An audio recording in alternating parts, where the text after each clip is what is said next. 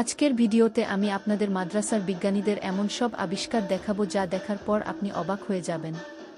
তারা নাকি এসব কোরআন গবেষণা করে আবিষ্কার করেছে। চলুন দেখা যাক তারা কি আবিষ্কার করেছে। যখন নিচে নামছে তখন তেল, গ্যাস বা কয়লা নয়, এবার মধ্যাকর্ষণ শক্তিতে উৎপাদন হবে বিদ্যুৎ। পবিত্র কুরআন থেকে গবেষণা করে যা আবিষ্কার করেছেন কুমিল্লার এক কওমি মাদ্রাসা শিক্ষার্থী।